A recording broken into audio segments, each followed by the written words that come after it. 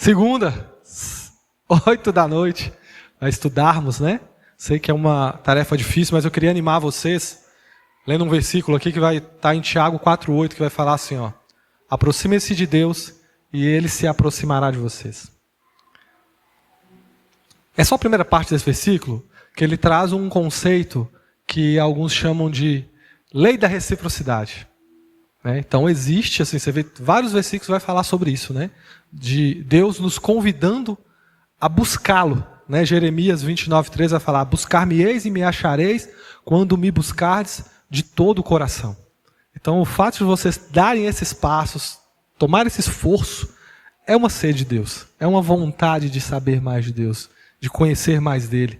E eu posso garantir para vocês que ele nunca deixa nada devendo para ninguém. Eu sei que o que vocês estão fazendo, ele vai dar de retorno para vocês. Ele vai se apresentar a vocês de alguma forma. Né? Eu acredito muito na frase que as pessoas falam que Deus não tem filhos favoritos, mas ele tem filhos que o preferem. Ou seja, todos que são salvos, né, são considerados filhos de Deus. Mas você vê que tem alguns que têm, parece, uma vida mais próxima de Deus, que tem mais, sabe, tem uma comunhão mais presente de Deus. Eu sei que a falta não está em Deus, nas outras pessoas, que não tem isso. A falta está muitas vezes na nossa falta de vontade de estar na presença de Deus, de buscar a Deus. Amém? Então, o fato de vocês estarem aqui hoje e continuarem firmes, né? Nós estamos chegando à reta final desse discipulado, são as últimas aulas mesmo, e eu sei que vocês vão ter um encontro especial com Deus. E o Senhor vai revelar algo especial para vocês aqui hoje e nas próximas aulas e até o dia, né, do batismo. Para alguns é novos membros, né? Então, não é o batismo, mas eu sei que vocês vão conhecer melhor o DNA da nossa igreja, né? E eu sei que eu vejo muita gente aqui somando, né? Aqui é uma igreja onde todos trabalham. Eu sei que todos vão poder participar.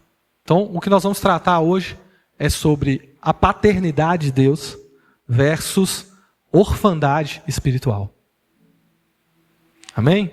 A paternidade de Deus versus orfandade espiritual.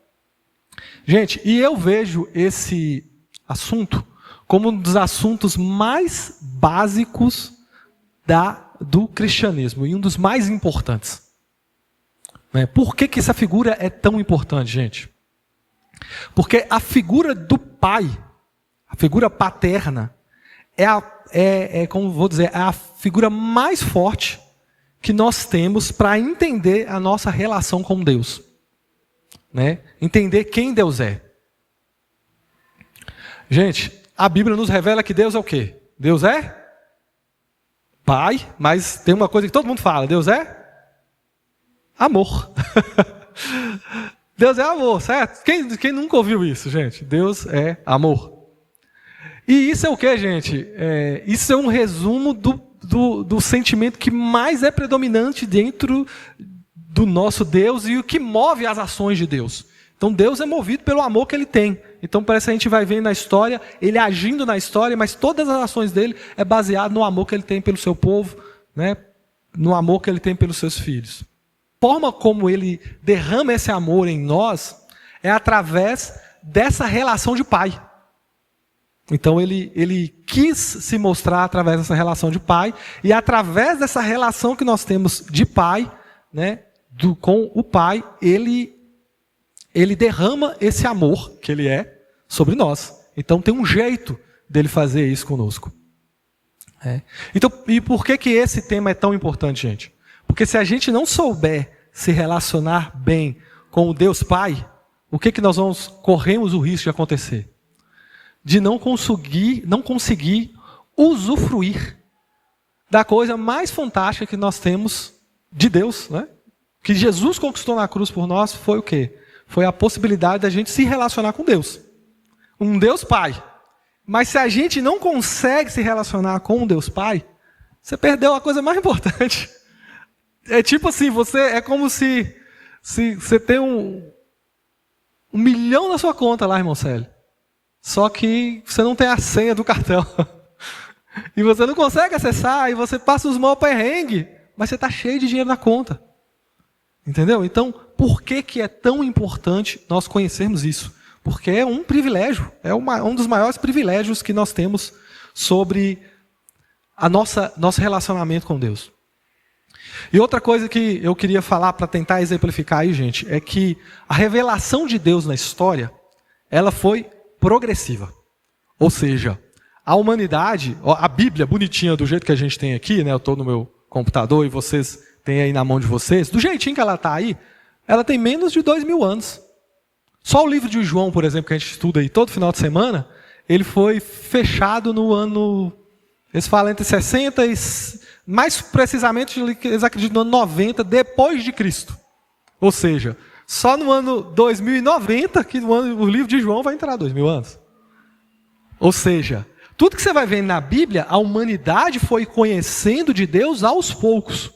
Né? Abraão. Então, com Abraão, o que ele conheceu? Ele conheceu um Deus criador, um Deus abençoador, né? Que faz aliança com seus amados ali. Moisés, o que a gente aprende com Moisés? Então, até Abraão, eles entenderam isso. Depois, chega a vez ali de Moisés, por exemplo. O que mais as pessoas aprenderam com Moisés? O que é mais marcante na história de Moisés para vocês? Pode falar, irmã. Os 10 mandamentos, não, mas... E as 10 pragas? Gente, mas é fantástico aquilo. É fogo caindo do céu, é rãs, o rio é transformado em sangue. Então o que ele apresentou para a gente ali? Um Deus poderoso. Outra coisa fantástica que eu vejo também ali, não sei se vocês sabem, mas na história do povo vagando pelo deserto, eles ficaram 40 anos sendo alimentados por maná, a comida chegava na porta deles, a roupa não gastava, o sapato não acabava. Então esses eram os relatos, gente. Então é um Deus também que cuida do seu povo. Então ele é super poderoso. Então com Abraão a gente aprende que Deus é criador, que Deus faz aliança, que Deus abençoa. E com Moisés a gente aprende, nossa, Deus é muito poderoso. Né? Deus cuida do seu povo. Então ele vai apresentando. Aí chega Jesus. O que é a principal coisa que Jesus vai ensinar para a gente? Porque a humanidade já sabia dessas outras coisas. Aí chegou Jesus e trouxe um ensino com uma ênfase diferente. O que Jesus mais ensinou em seu ministério inteiro é Deus Pai. Até aquele momento ninguém ficava chamando Deus de Pai, não, gente. Era Deus, é o Senhor, Deus é o Senhor. Se você ler o Antigo Testamento, você não vê muitas citações de Deus Pai. Agora começa a ler Jesus. É o tempo todo. Pai, Pai. Eu faço o que o meu pai manda. Eu amo meu pai. Eu não sei o que. E ele vai falando pai. E ele vai ensinar você a orar. O que ele fala? Pai nosso. Então ele não simplesmente chama Deus de pai. Ele faz você chamar Deus de pai. Então você entende que o maior... E, gente, o ensino mais profundo de Jesus é esse. Você acha que isso não é importante? Por que será que Jesus enfatizou tanto esse negócio de pai, né? A Bíblia até, se você for olhar a Bíblia como um todo lá, a única vez que Jesus não chama Deus de pai foi, sabe que momento? Tem um momento que ele não chama. Quando ele está pregado na cruz, ele fala, Deus meu, por que me desamparaste? E aquele momento, ele estava levando sobre ele os nossos pecados. Então naquele momento ele se fez maldição para que você tivesse acesso ao Deus Pai. Ele era o Filho único de Deus. Começa falando, né? É o Filho único. Ele deu o seu Filho único. Mas depois desse evento, ele passa a ser o Filho primogênito de Deus. E todos nós passamos a ser filhos de Deus. Ele nos abriu um caminho. E isso é maravilhoso demais. E eu fico muito emocionado quando eu penso na generosidade de Jesus, que era um filho único e passou tudo isso para dividir Deus com a gente. Para você poder chamar ele de pai, irmão Célio. Rian, para você poder olhar para o Senhor e falar, Deus Pai. Então, gente, esse negócio que todo mundo é filho de Deus é uma falácia. Vocês sabiam? Estou dizendo, todo mundo é filho de Deus. É mentira. É mentira. E é uma mentira perigosa, porque leva as pessoas ao inferno. Porque quem é filho de Deus de verdade? O próprio Jesus vai falar, João 14:6. Respondeu Jesus, nós estudamos isso domingo agora. Eu sou o caminho, a verdade e a vida. Ninguém vem ao Pai se não for por mim. Ou seja, ele te dá um caminho.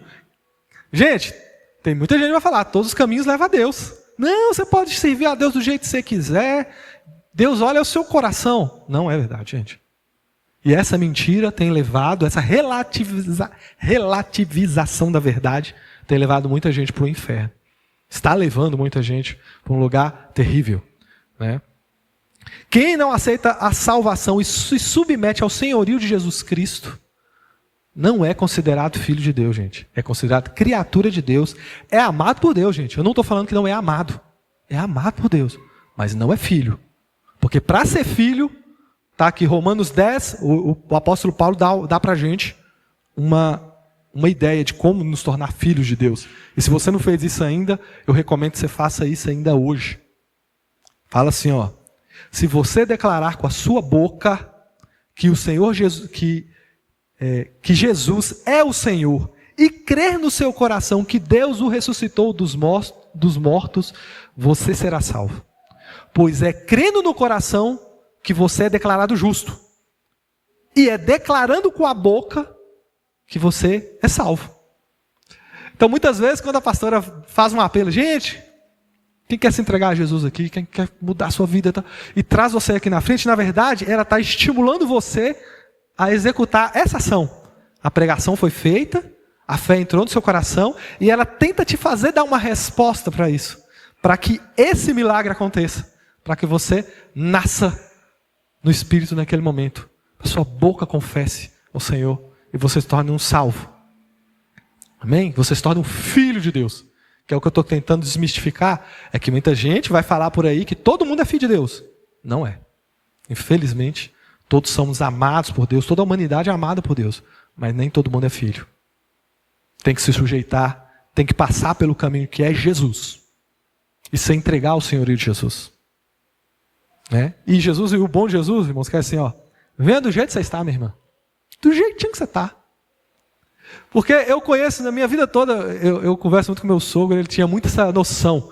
Eu tenho que melhorar para então eu ir para Jesus. Cara, não, para. Eu falei muitas vezes, seu caso não é assim. Você vai para Jesus primeiro. E Jesus é que te melhora. Esse negócio de abandonar pecado, essas coisas. Calma, Jesus, vem do jeito que você está. Você pode estar sofrendo, você pode ter vivido vícios, você pode estar com dificuldades, sejam elas quais forem. Vai, confia nele, entra na presença dele, clama pelo sangue de Jesus, Senhor, me socorre, agora eu sou teu. E ele vai te entender, e ele vai trabalhar na sua vida, e ele vai te dar poder para se livrar de todo o mal.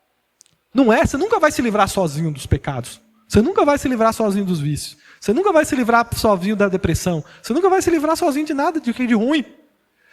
É com ele que você vai ter força para fazer as coisas. Então a gente vai nele primeiro e depois a gente melhora. Tem gente que quer melhorar com a sua própria força, seu bração, para depois chegar perto de Jesus com algum tipo de mérito, sendo que tudo é pela graça. Ele falou assim, vocês não merecem nada, mas eu aceito vocês. Eu amo vocês assim mesmo. Né? Eu não posso me ater muito aqui, que é muito assunto, gente. E eu trouxe também uma frase que o Brasil é um país de órfãos. Então, gente, órfãos que eu falo no sentido espiritual, gente. E esse sentimento ele tem afetado as famílias, inclusive as famílias da igreja. A última vez que eu ministrei essa palavra aqui foi 2 anos atrás, pastora. Agora que eu estava olhando o meu material, foi há 2 anos atrás, e eu vi muita gente me procurou e falou o quanto se sentia um órfão. Não sabia, às vezes, dizer por quê, mas se sentia como esse órfão espiritual, não sabia dar nome a essas coisas. E apesar de nós brasileiros, né, a gente fala muito esse negócio, Deus é pai, né? O brasileiro fala isso pra caramba, Deus é pai, Deus é pai. Só que o que nós temos? Quem é a padroeira do Brasil? É uma mulher. E não tem pai, ela é a mulher e a criança. Não tem o pai junto. E padroeira ainda, gente, ela vem da palavra pai. Então, vem da palavra pai, mas é uma mulher. E não tem pai, é só a mulher e o filho. Cadê o pai? Então, até espiritualmente, né? E na verdade, o que a maioria dos brasileiros, nosso feriado da padroeira. Né? Então, gente, tem uma quantidade imensa de pessoas que não têm o nome do pai no RG. Eu vou ler uma pesquisa para vocês verem aqui, os números. Ó, total de crianças, só em 2023 ali, ó.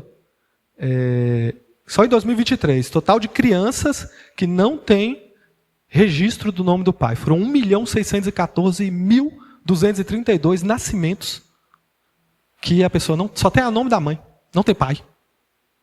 O pai sumiu. Fez a criança e desapareceu.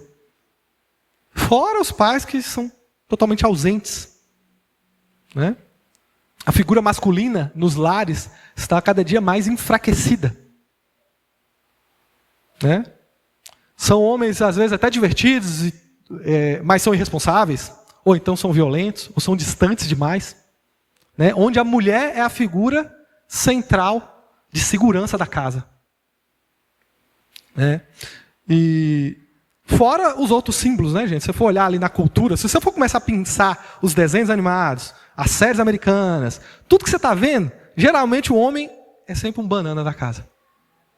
É o boca aberta. E nunca subestime, gente, o poder da cultura, de peças culturais. Isso vai moldando a nossa ideia e vai normatizando. Não, então é normal eu ser o homem da casa e ser um frouxo. É normal. Mas eu entendo, gente, que isso nada mais é que o próprio diabo trabalhando na cultura para enfraquecer a figura que nós temos de Deus. Próximo ponto, se você estiver anotando, né? Luiz não está anotando. Luiz só anota as aulas de Alisson. Senão Alisson vai ficar enciumado.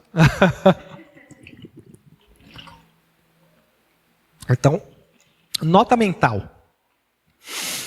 Nota mental. O nosso cérebro ele funciona por associação. Todo mundo já viu isso? Já ouviu falar sobre isso?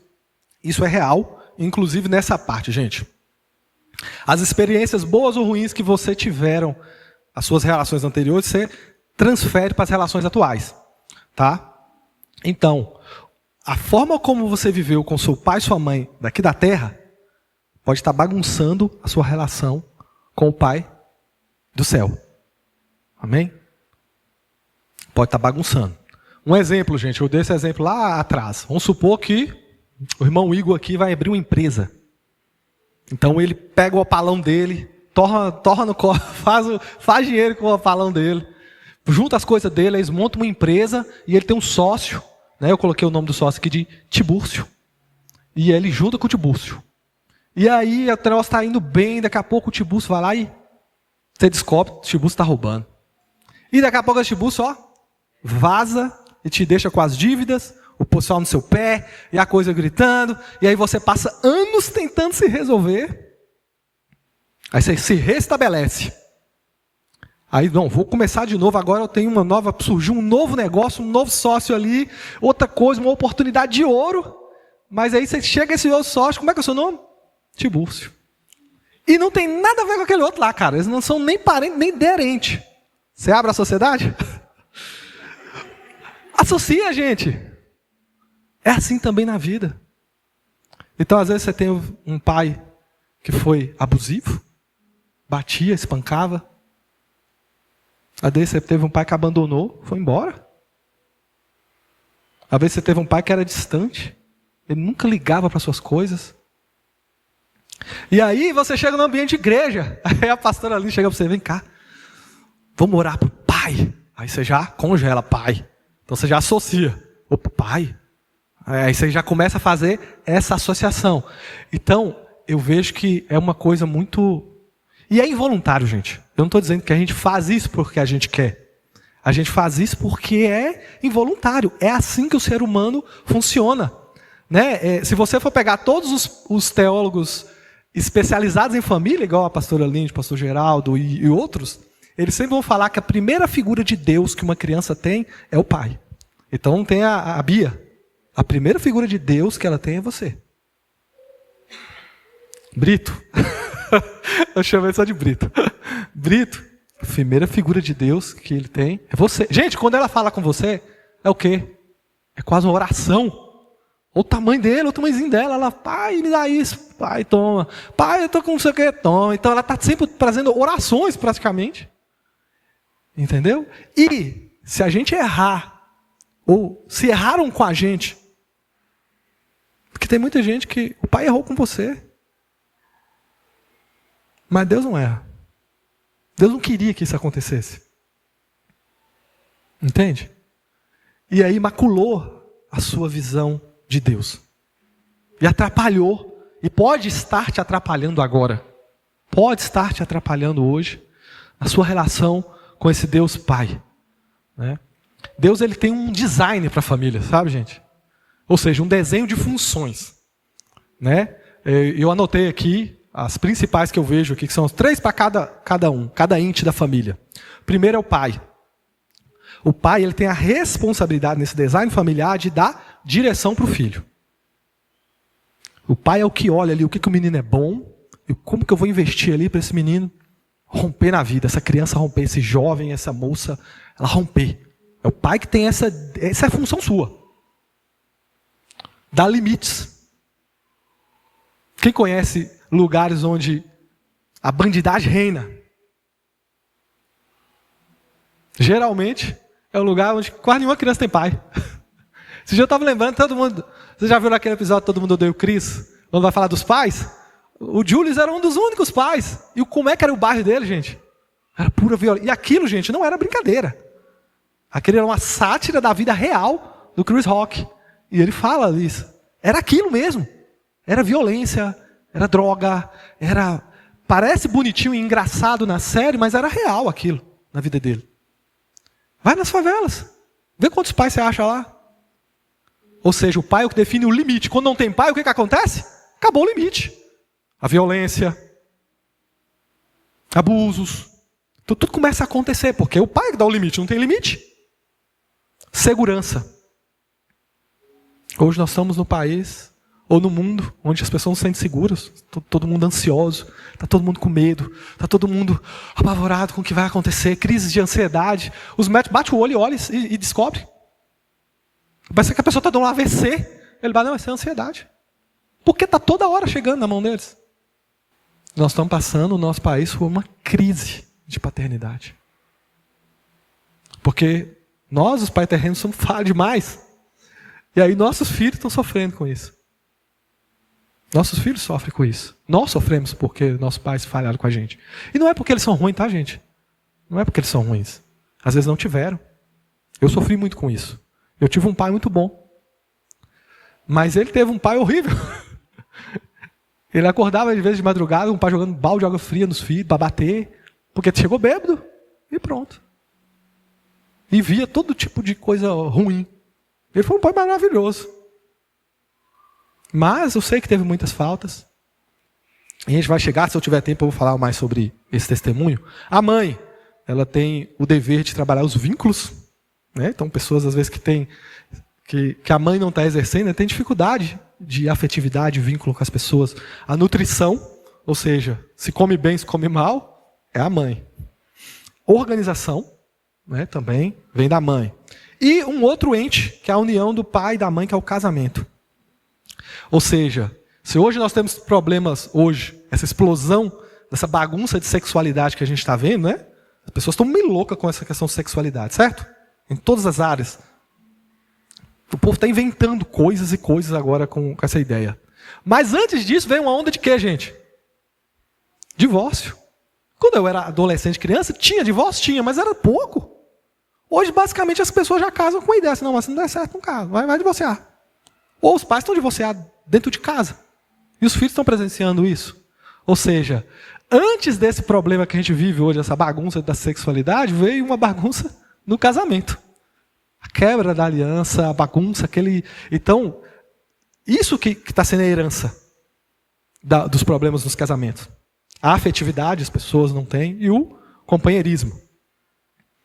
Né? Então, só para vocês terem essa ideia, né, desse design da família, ou seja, cada ente da família ele tem uma responsabilidade de transmitir isso para o filho, de uma forma mais enfática, tá?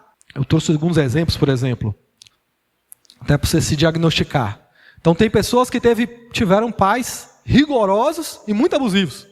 Tem ou não tem? Você conhece gente assim? O pai só chamava ele quando ele aprontava. Mariana! Só chamava o nome quando ela vacilava. Mas quando ela acertava, não fez mais que obrigação. A maioria dos toques físicos eram a palmada. Isso se o cara não fosse bom na cabeça, porque tem uns doidos que espanca. Né? Então, quando você começa a se relacionar com Deus, você fica imaginando um Deus que está o tempo todo esperando você vacilar para te dar uma porretada na cabeça. Ai, Deus vai me castigar. Sabe essas pessoas que relacionam com Deus, mas está o tempo todo com medo de Deus castigar? Isso normalmente é fruto dessa visão de Deus, que ela transferiu do pai, que era muito duro, muito duro. Ele acha que Deus também é muito duro. Essas pessoas, sempre que vão orar, elas têm dois tipos de oração. Ele vai pedir, pai, me dá isso, me dá aquilo, porque precisa de Deus. E quando você era pequeno, você precisava do seu pai. Ô pai, eu preciso do caderno. Ô pai, eu preciso disso. Ela chega assim, pedindo para Deus, sempre pedir. E a segunda oração do cara da pessoa é: Deus, me perdoa, vacilei. Então, toda vez que vacila, aí começa a pedir de forma compulsória: Deus, me perdoa por isso. Nem ela consegue se perdoar. E fica o tempo todo pedindo para Deus: mas eu fiz isso, Deus, me perdoa, me perdoa, me perdoa. E não consegue receber o perdão. Por quê? Porque só nesse contexto que ela se comunicava com o pai. Ou é para pedir, ou é quando cometia um erro. E ela ia ser punida. E quando eu estava fazendo esse tópico, eu senti muita presença de Deus, no sentido que, como se Deus estivesse triste, que muitas pessoas aqui têm essa relação com Ele. Sabe? Ele não é assim. Ele não está esperando a primeira oportunidade para te dar uma porretada na cabeça. Não é. O nosso Deus Pai, Ele é um Deus misericordioso. Romanos 5,8 vai falar: mas Deus prova o seu próprio amor para conosco, pelo fato de Cristo ter morrido por nós, quando ainda éramos pecadores. Então Ele fez o maior sacrifício dele, você, minha irmã, sabe quando? Sem você ter feito nada para Ele. Então Ele não está esperando você fazer uma coisa boa para te aceitar, para te querer, para te amar. Ele já fez isso antes de você ter feito qualquer coisa de boa, gente. Ele não está esperando uma oportunidade para te castigar. Pelo contrário, Ele está te esperando. Ele tem palavras de aprovação para você. Ele tem planos de salvação para você, planos de futuro. Ele tem um monte de coisa boa com você. E quando você falar com o Pai, você não tem que ficar só pedindo perdão e pedindo coisa. Você pode falar de tudo. Você pode falar dos seus sonhos. Você pode falar das suas angústias. Como se você fala para alguém que está interessado com as suas coisas, que te ama de verdade. Outro pai muito complicado que a gente vê hoje muito é o pai muito permissivo. Você não conhece hoje? Talvez não o pessoal mais velho, mas eu acho que de uma geração para cá nós temos visto pais muito permissivos, que não é amor, gente. Excesso de permissividade, esses pais que deixam o filho fazer o quê? Isso não é amor. Promete o castigo, mas chega lá na hora e não faz. E o que está acontecendo, gente? Você está deixando o seu filho aleijado emocionalmente, ou, às vezes, o pai muito permissivo deixou o filho meio aleijado emocionalmente. Ele não aguenta a frustração. E quando chegar lá na hora do vamos ver, o mundo não vai. Eu trabalho com empresas mesmo, a geração Z, né, que é a geração dos meninos aqui, está sofrendo. Está sofrendo. Porque eles não conseguem, eu não estou falando todas as pessoas, gente, mas num contexto geral, a maioria está sofrendo, chega nas empresas, eles têm na cabeça deles, não conecta que se eles fizerem uma coisa errada, eles vão ser punidos. Que a empresa não vai aceitar. E aí eles começam, não, mas não pode ser assim, isso é um absurdo. E aí tem um conflito enorme entre a geração anterior e essa geração por esse comportamento que ele foi alimentado pelos pais. As pessoas mimadas e vitimistas. Né? Mas na nossa relação com Deus, gente, isso é muito perigoso também, sabe por quê? Porque você teve um pai permissivo que fazia tudo, deixava você fazer tudo, marcava o castigo e não dava, ficava ameaçando, mas nunca ia lá e corrigia. O que acontecia? Aí quando ele vem para perto de Deus, o que ele vai falar? Ô, moço, mas você não pode pecar que vai vir. Deus vai te corrigir. Não. Você é doido. Deus é amor, moço. Não importa o que a gente faça, no final Deus vai dar um jeito e vai salvar todo mundo. Né? E está ganhando uma força isso nas pessoas. Ou seja, essa relação que ela teve com o pai dela, permissivo, está transferindo para Deus. Deus também é assim. Deus é um velho que eu passo a perna, igual eu passava do meu pai. Fazia um teatrinho lá, ele caía, aí eu posso fazer um teatrinho com Deus aqui, e Deus vai passar a mão em tudo. Só que não acontece assim. Hebreus 12 vai falar, ó, porque o Senhor corrige a quem ama e castiga o filho a quem aceita. É para a disciplina que vocês perseveram. Deus trata como filhos. Deus os trata como filhos. E qual é o filho quem o pai não corrige? Mas, se estão sem essa correção, da qual todos se tornam participantes, então eu estou falando, todo filho de Deus que vacilar, Deus vai corrigir em amor. Então, se você não está tendo essa correção, ou se você não aceita essa correção, ele fala, então vocês são bastardos e não filhos. Está aqui, gente, Hebreus 12, de 6 a 8. Então ele está falando que uma das marcas do amor de Jesus, de Deus para com vocês, é a correção. Porque o compromisso de Deus não é em te dar boas sensações o tempo todo. O compromisso de Deus é te fazer parecido com Jesus. É isso. Esse é o compromisso, isso é o melhor para a sua vida. Eu estava lembrando, pastora, da época que... Não sei se talvez o irmão que também pode ser da época. Vocês lembram daquela vacina que era um revolvinho de pressão? Meu Deus do céu, eu estava lembrando isso aqui hoje. Essas meninas não devem ter visto isso. Era uma vacina, gente. Não sei que vacina era essa. Mas eu lembro que era um desespero das crianças. As mães arrastando as crianças. E cada uma fazia um escândalo maior. Isso doía pra caramba. Era muita dor. Era pá! Sentava no braço da gente, não tinha agulha, ela injetava via pressão, ar comprimido. Era um trem desumano. E aí era aquele desespero, as mães, a gente olhava para as mães, mãe, pelo amor de Deus, não, mãe, não deixa. E a mãe te arrastava lá. Você acha que a sua mãe que te ama ia deixar você sem a vacina? Gente, foi ruim ou não foi tomar essa vacina? Mas o pai que ama o filho de verdade, deixou o filho tomar a vacina. Por mais que ele esperneava, chorava, a gente olhava, achava que as mães eram ruins. Mas ela era boa, aquilo era uma prova de amor. Assim também nosso Deus, gente. Se você precisar tomar uma vacina, Ele vai te dar. Você pode chorar, você pode espernear, Ele vai te segurar. Vem cá, você vai ter que passar por isso. Não tem jeito. Entendeu? Que nosso Deus é o tipo certo de pai. Ele não é. Ele não é um pai omisso.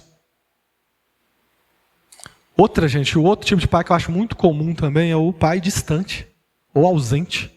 Né? Quem teve um pai distante ou ausente, ele tem, às vezes, uma dificuldade de se relacionar com Deus, por exemplo, nas pequenas coisas. Eu vou pedir a Deus, né, porque eu estou triste hoje aqui, eu vou orar a Deus. Não. Ele sempre acha que o Deus está preocupado com coisas maiores. Não, a paz mundial, é a guerra do Oriente Médio. Você acha que Deus vai preocupar com a briguinha que eu tive com meu namorado? Não vai, não. Deus é muito grande. Por quê? Porque quando ele chegou, às vezes, com a rodinha, com o carrinho quebrado da rodinha do Hot Wheels, não, eu estou ocupado. Dá licença. Não estou com tempo para essas coisas aqui, não. Aí a criança chegava com seus probleminhas de criança, eu nunca tinha tempo para ela. Então, quando eu vou me relacionar com Deus, eu sempre acho que Deus é muito ocupado. Ele não vai ter tempo, ele não está ligando muito para essas coisas. Para quê? E aí, essas pessoas elas começam a ter essa dificuldade de enxergar a Deus como aquele que olha nos pequenos detalhes também da sua vida. Ele olha, ele se importa com tudo o que acontece na sua vida. As pequenas coisas que for, você pode falar com ele.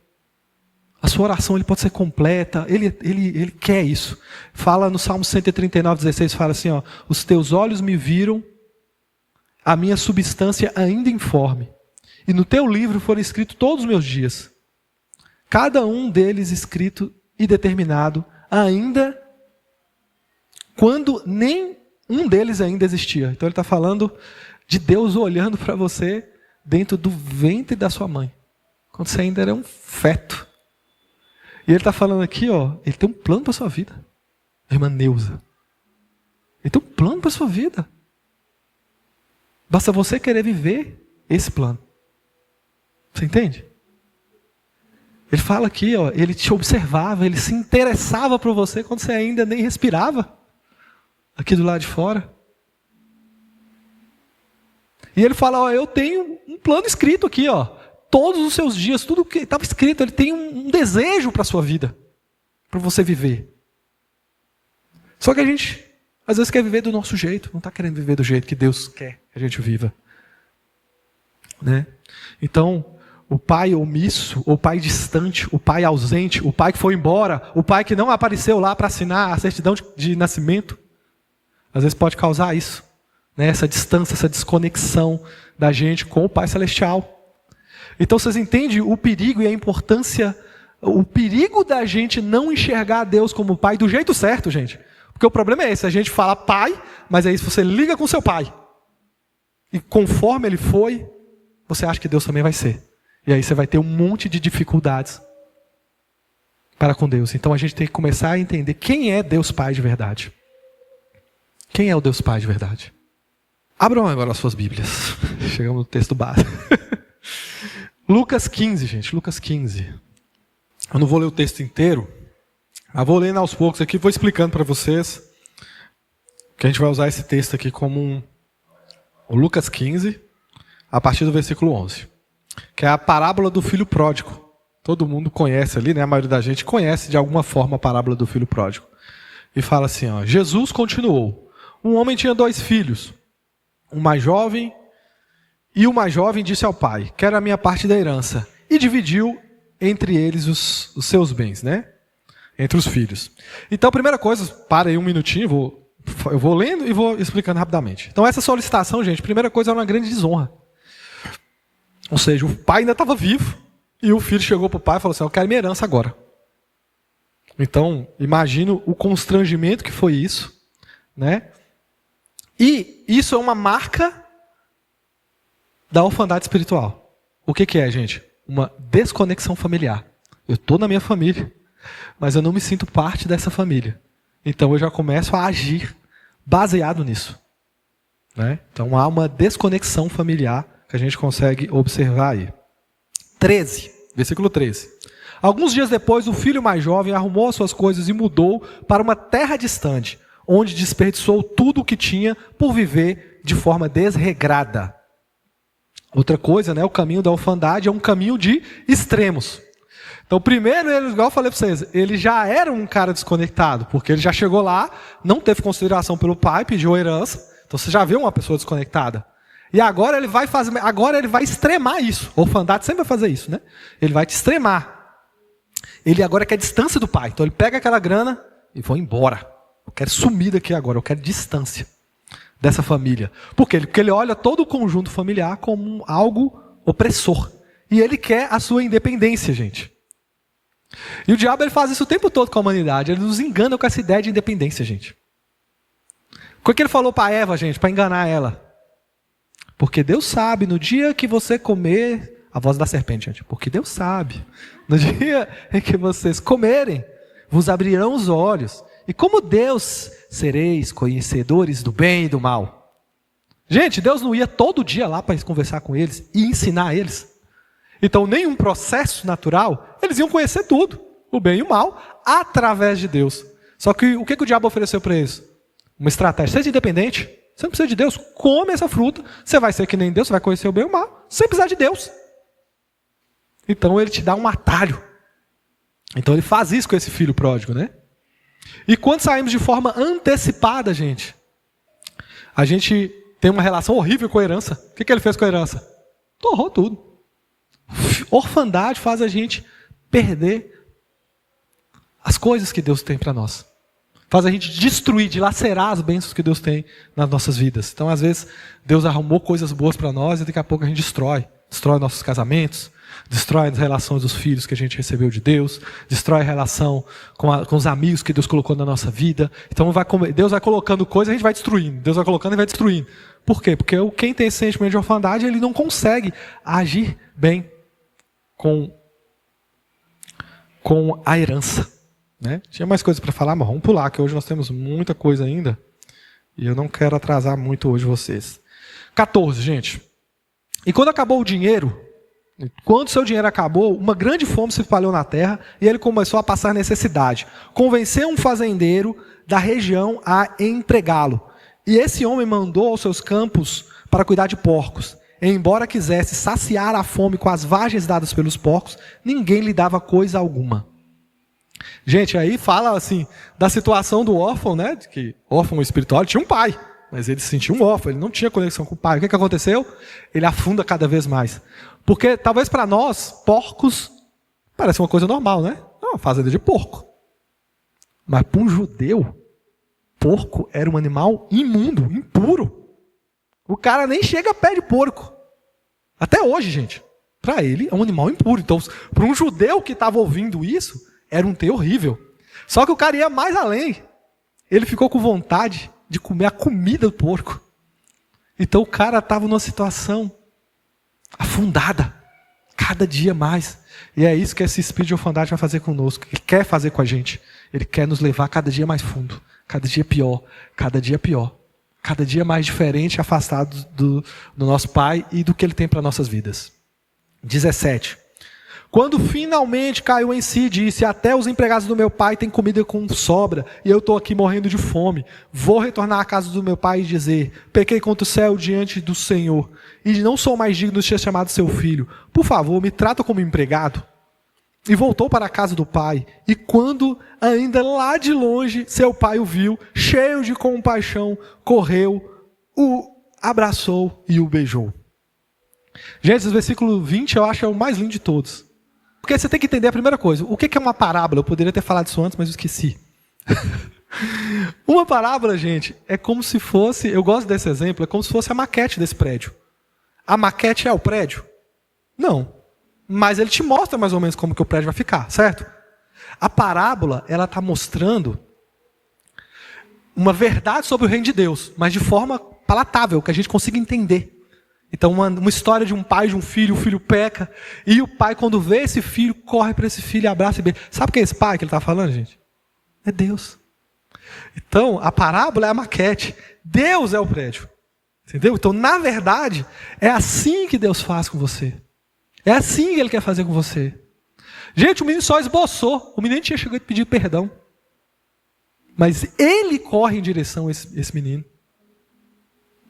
Esse menino já estava todo sujo de pecado, sujo, imundo aqui.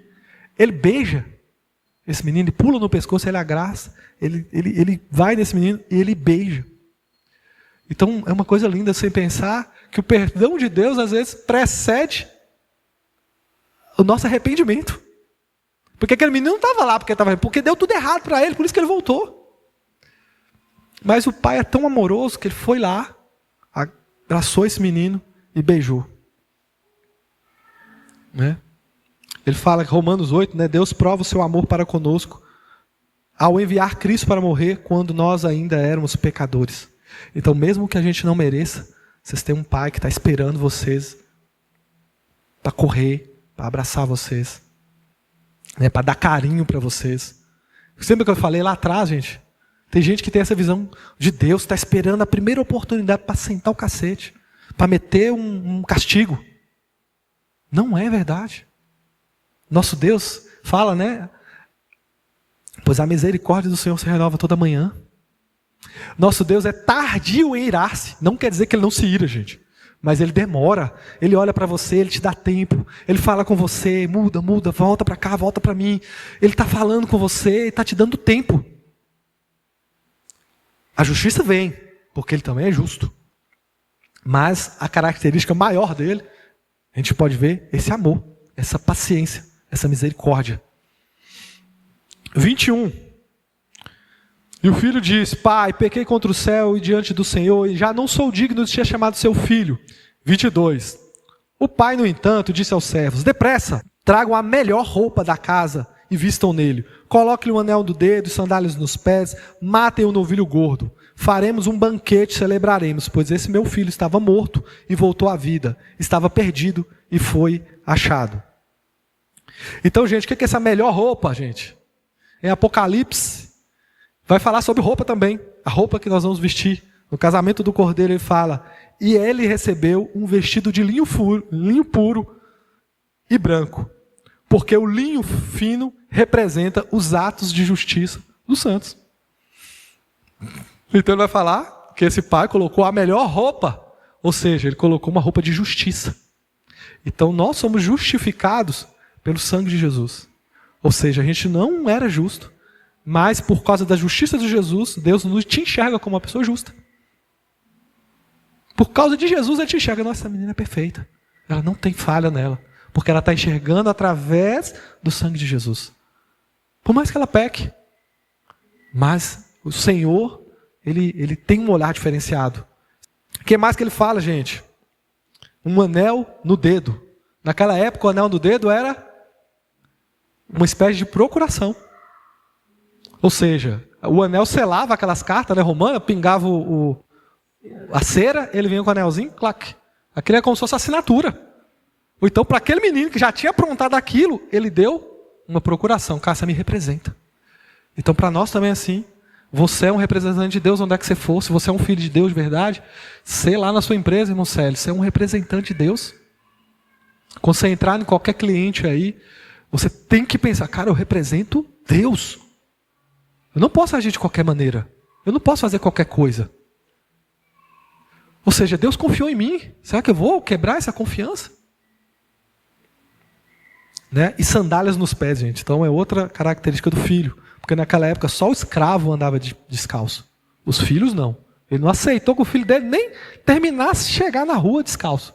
Vó já atrasa. E você vê que o menino nem conseguiu fazer o seu pedido de desculpa. Ele já foi lá e já resolveu tudo, o próprio pai. Essa é a graça de Deus.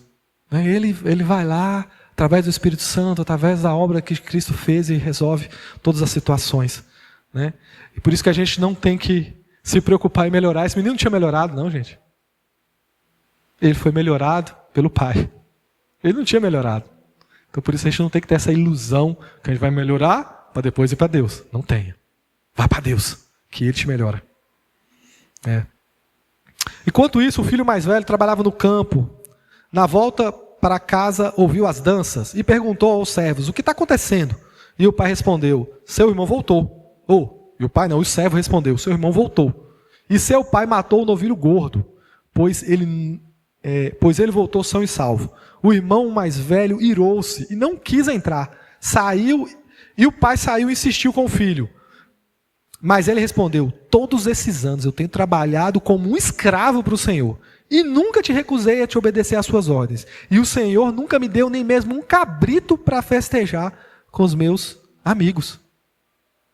Então aqui, gente, o que é a figura desse filho mais velho? É outro órfão.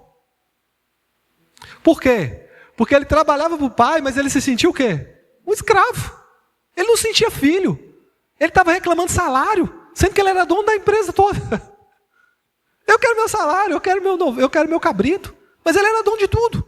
Ele já não tinha dividido entre os dois? O que você acha que aquela fazenda era de quem?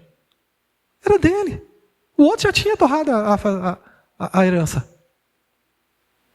Ou seja, ele estava vivendo com o pai, mas ele não vivia, ele não usufruía. Então lembra por que eu estou falando que é perigoso o sentimento de orfandade espiritual? Eu vivo com o pai, mas eu não aproveito a fazenda. Todas as bênçãos espirituais que estão disponíveis para a gente é a conta de 1 milhão que o Célio não tem o cartão, a senha. Ele só tem a posse, mas não tem. Ele não consegue mexer no negócio. O que acontece, gente? É isso. Se a gente não entender a nossa filiação, entender quem é Deus Pai e começar a se relacionar dele de forma completa e plena, vocês vão estar perdendo a melhor coisa que tem no Evangelho. De viver com Deus. Eu não vou nem continuar aqui não, porque ela termina lá no 31, já dei mais ou menos o que eu queria falar a respeito disso, só para vocês entenderem, gente. Esse filho mais velho é o órfão, mas que é religioso. Que pode estar aqui no altar, fazendo as coisas para Deus, querendo merecer as coisas de Deus. E no final, ele se frustra. Porque não é essa a nossa relação. Você é filha de Deus, você trabalha com Deus. Você não trabalha para Deus. Deus não está esperando qualquer oportunidade para te mandar para o olho da rua. Não. Às vezes você vai vacilar e como filho vou ter que ir lá e assumir o prejuízo. Né? Eu trabalho com muitas empresas, eu vejo os filhos nas empresas. Muitas vezes os pais assumem um monte de BO e prejuízo para ver se esse menino encaixa dentro do modelo da empresa, do negócio.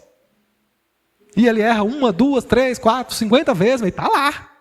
Ele não é mandado embora, porque ele não é empregado. Ele é filho. Gente, então, o que é a orfandade espiritual? Só para vocês entenderem, vou dar uma definição disso.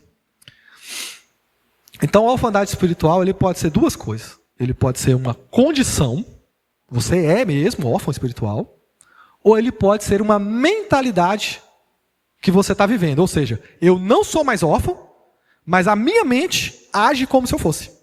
Então tem duas condições. Ou eu sou órfão, ou eu não sou mais, mas eu posso pensar como um. Entendeu? Então ela é uma mentalidade ou uma condição. O que é a condição, gente? Todo aquele que não aceitou Jesus, nós falamos lá atrás, o que ele é? Ele é filho de Deus? Nós não falamos lá atrás que só é filho de Deus quem? Aceita o senhorio de Cristo e confessa Jesus como Senhor e Salvador. Você passa a ser filho de Deus. Então você sai daqui e vem para cá. Só que você pode continuar tendo uma mentalidade de quem está aqui. E aí você começa a viver sem aproveitar dessa paternidade de Deus. Você se torna um órfão. E você não usufrui do Pai Celestial. Eu gosto de usar muito o exemplo do povo de Israel no Egito. Todo mundo conhece a história do povo de Israel, que Moisés, através da vida de Moisés, foi lá, foi liberto. Né? Eles eram escravos por 400 anos. E aí, Moisés vem, através da vida de Moisés, Deus liberta essas pessoas. Todo mundo conhece essa história direitinho? Não preciso explicar ela mais para fundo. Então, gente, é um bom exemplo de condição. Esse povo era escravo, certo? Eles eram escravos. Eles podiam se libertar sozinhos?